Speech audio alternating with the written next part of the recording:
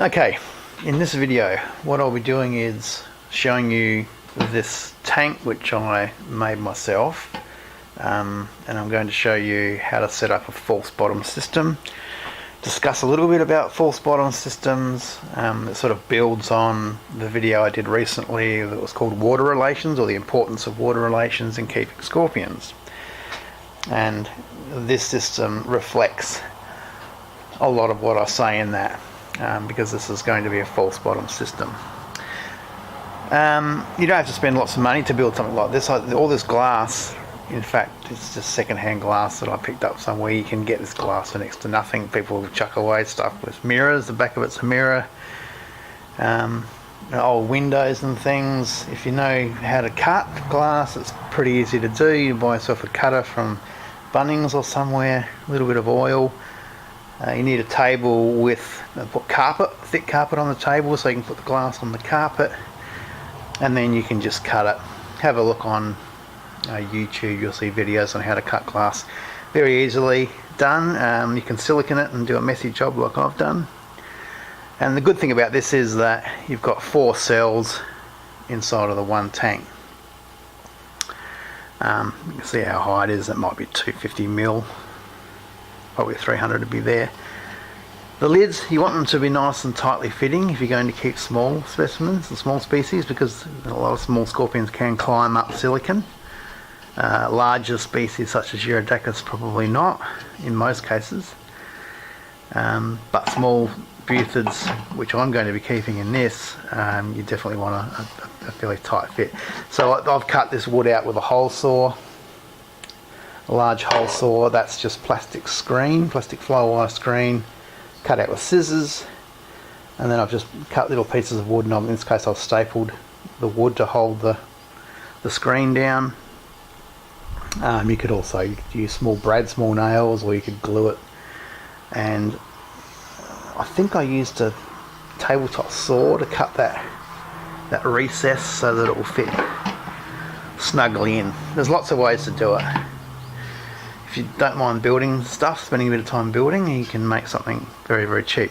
So the only thing I bought for this was the wood. The wood I bought new, the screen, and I think the pipes as well. The rest of it was second hand.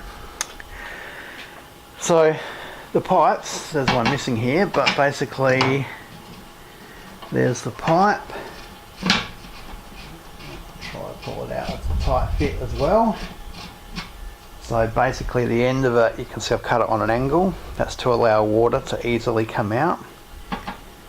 It's a good idea to have the pipe accessible from the outside. You don't want to be taking the lid off and get to it. I mean, you can, but it's just easier to do it from the outside. Put a funnel here, and you can add water to the base. And as you can see, the pipe goes all the way down to the very floor. So I'm going to build up one of these. I've got 2 Lychas buchari that I'm going to put in to one of these and hope they get along. And I'll show you what I'm going to do with it.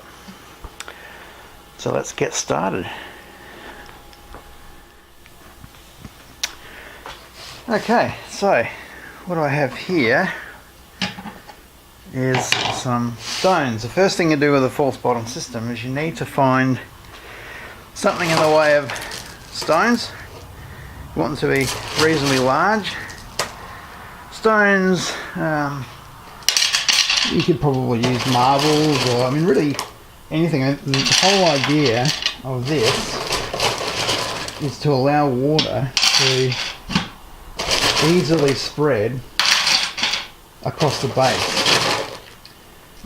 Okay, so basically the water gets into the rocks and stones, it just creeps across the bottom, and the stones give a surface area for the water to move up from the floor upwards. So water has sort of a strong adhesive tension. It'll cling to surfaces, and through a capillary action kind of a movement, it'll just basically make its way up through the surfaces of these stones into the soil above. So very, very simple. You don't need a lot. You don't need a lot of depth. If you were keeping a big system and say you had rainforest scorpions, something like that, you'd want a much deeper system. Something you can add more water to. But for this size of a cell, those rocks are more than enough. Okay, let's move on to the substrate, the upper substrate. Okay, so the next part is this stuff. If you can see it, this is coir peat, which is I think it's just the fibres from coconut husk, coconut's outer shell. Gardening shops, Bunnings and places like that sell it. The good thing about this is that it retains water. So when you get it solid like that, it's dry and solid. So what I'm going to do is mix it with some water and pack it above these stones. Okay, so let's do that. Okay, so what I've done, I've got a bucket and I've got the coir peat here.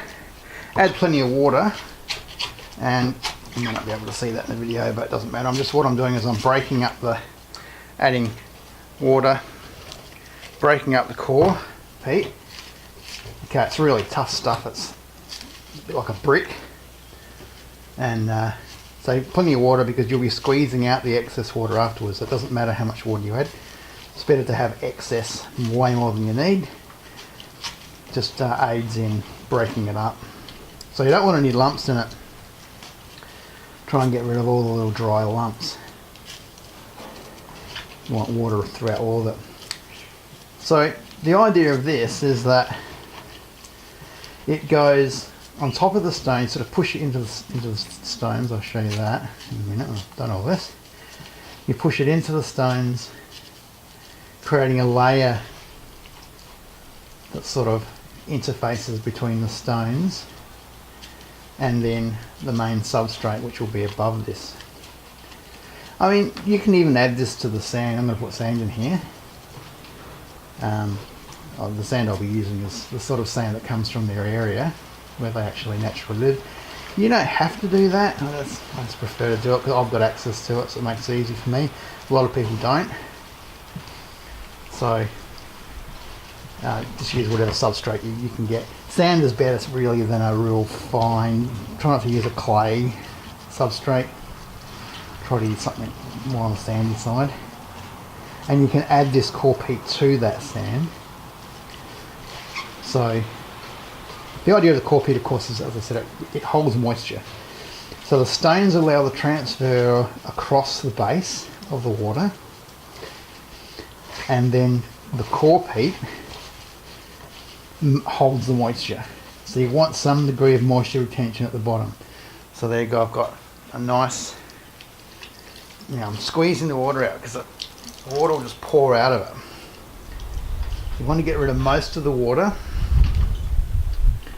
and just start packing that in across the base. So it takes a ton of water, the stuff. That's why it's so good. People use it in gardens and potting, when they're potting and putting plants in pots and that sort of thing, because it retains water so well. Okay, so in this system here, I don't need a lot of this. I just need enough so that there's water being retained at the base of this tank. Because I'm going to have sand come up to about here on a nice depth. Alright, let's move on to the substrate phase. The upper substrate, I should say. Okay, so I've just been up on my block and I've grabbed some sand. It's just been raining, which is a rare event, and the sand has got a fair bit of moisture in it, so I'm not going to add any moisture to the soil. If it was bone dry, I would, but because it's been raining, I'm not going to. After it's rained, the soil, this particular type of soil, usually contains around about 4% moisture, 4% water. So in other words, if you took a sample of this and this wet soil, if you took a sample and you weighed it, and then you put it in an oven and you dried it out completely, you'll find that the difference in weight would equate to about 4% in soil. Now you can, for some people, and I've done it myself, put a screen above the stones. It's not completely necessary. Sometimes they will dig down to the stones. I've even had them actually bring the stones up to the top. But that's not going to matter. Now what I've got here is a weed. This is pretty important. Okay, so the weed, I'm going to put the weed, let's put the weed right in the back corner. I'm going to put it right back there. And now I'm going to bury this weed, if I can.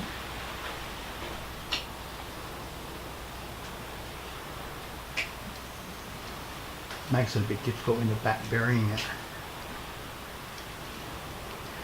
The idea of burying this weed in the back is to give these scorpions somewhere to get down under the ground. If you study these guys in the wild, you'll see that they always come out at night and sit in these weeds. Okay, so I'm going to have it come right up high. And the idea is that it'll add a little bit of extra allowance, or it makes a passage to the subterranean environment. Just going to pack it right down in there. If the scorpions can dig into this, and it's just a bit of extra, a little bit of extra substrate kind of, the plant's in a way acting as a substrate. So now I'm going to add some bark and stuff in here as well, so I have to go and find some. Back soon. Okay, so I'm back with some bark. Bark. This is bark that was hanging off of the tree, so it's not a good idea to peel bark off of trees if you can really help it, because so many animals live under it. And it's one of those things I see people doing at times, and I think, oh. So what I'm doing here is I'm just putting bark in to add extra areas where the scorpions will be able to get down and find the sort of level of humidity that they need. Okay, so that's a fair bit. Now I'll add more dirt on top of this. Pack it down. Always pack the dirt down. Okay, just try and put it under a bit of pressure, because it'll dry. So don't use dry soil. Always dampen it slightly. As I said, it's rained here, so I don't need to add any more moisture to this. Okay, so there's a bit more now. I'm going to put a bit of a slope on this towards the back so that I've got more of a view of the animals. Because you have to remember that the scorpions will dig down into this, okay? So they're going to find these subterranean cavities. These little subterranean refuges where the humidity will vary, and then they can find whatever spot they like, which is the whole advantage of the system. It's very different to having a setup where it's fixed. You've chosen the humidity, you've chosen the moisture level, and how do you know if that's going to be suitable? Well, number one, you don't. And also, the scorpions do need to regulate. They need to be able to move from high humidity to low humidity to be able to maintain their health, their inner physiology, their blood, the hemolymph concentration of ions and things is all based on water uptake. Okay, so what I'll do is I'll add a little hole with my finger there. So there's a cavity now in there where the scorpions can access. So if you give them a bit of a starting point, then they'll get into that starting point and then they'll make their way down. It still looks a little bit shallow.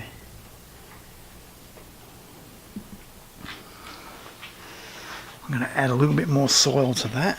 I'll be back. Okay, back again with some more soil and some more bark. I don't think I've got enough. It's a bit of bark. Termite chewed bark. So I'm just going to lay that like that. I'm going to pack some more soil on top here. I'm going to get right up into this corner so I can create a bit of a slope, so it just makes it better for viewing. It's a bit of a big piece, this one. Okay, let's try and make it look fairly neatish. Not too haphazard. You don't want it too neat. I see some people build these things and they just start make this super neat environment. I think you just don't see that in the bush. Okay, so let's pack in some more soil.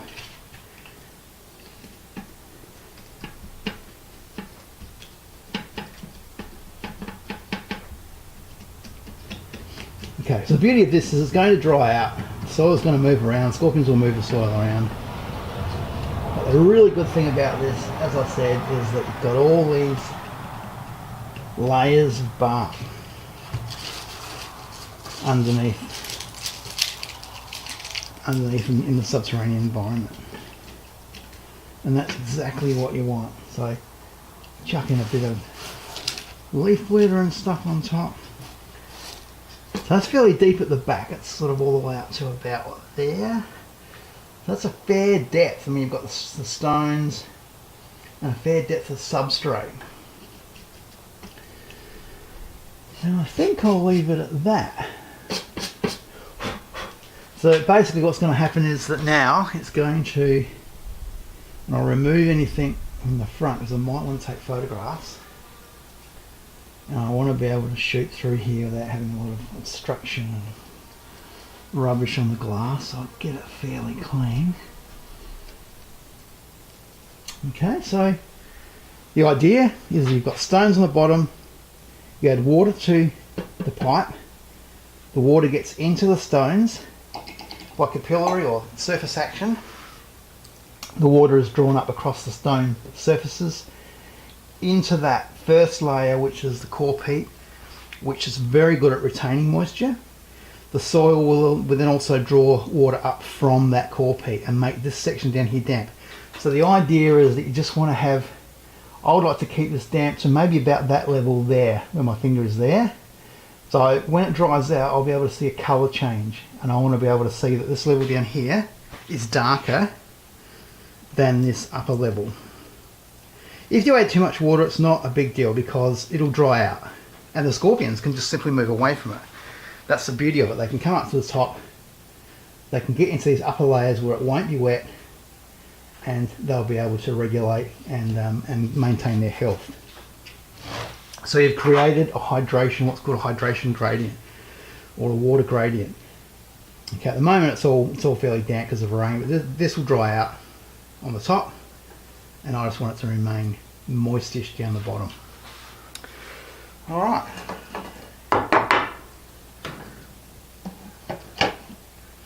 And the important thing is ventilation. You've got to have ventilation with this system. You've got to allow water to evaporate out so that you get the range of water levels in the soil, and also you've got an atmosphere which is not going to be extremely highly humid. You don't want that.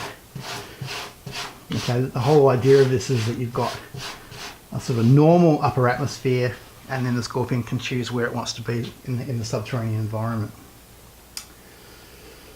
Okay, Lychas buchari. See if they like the new home. Lychas buchari are a very, very common inland butrid. Incredibly common. I mean, really, they're like flies in some places. If you go out at night with the black light, they can just be absolutely everywhere, which I think is unnatural. I think that in the past there would have been a lot more insectivorous marsupials taking them, but there's one there. Put him on that bit of bark. So they're a great scorpion to keep because they are active. They're an active species. They do like to come out on warm nights, especially after a bit of rain, and that's probably because of food. Because as soon as it rains in the inland desert areas, all sorts of invertebrates become active. There's lots more moths and flies around and things running about, and the scorpions come out to feed on them. And also even possibly to grab some extra hydration. But in the sort of areas these guys live, water doesn't pool, so it doesn't form a pool. It might form little pools on leaf litter, but not on the sand. The sand just soaks straight in. It's interesting. It'll be interesting to monitor them. The problem with this system, you can't easily weigh them on a regular basis. If they come out, you might be able to nab one with the tweezers and weigh it, see how it's going. That would be a good idea. But it'd be very difficult to keep track of it on a sort of a regular basis. So your measurements would be quite sporadic in that regard. All right, let's see how they go. Got a funny feeling they might both be males, so I'm not 100% sure. Anyway, they get along pretty well with each other, these guys. They find their own place, and they're generally not aggressive towards each other. They're not communal, but they seem to tolerate each other quite well. Okay. Well, I think that's it. I'll give an update on this down the track. Okay, so I hope you learned something, and thanks for listening. If you like it, give it a thumbs up. If you haven't subscribed, please do so. If you hated it, give it a thumbs down, and leave me some comments. Cheers.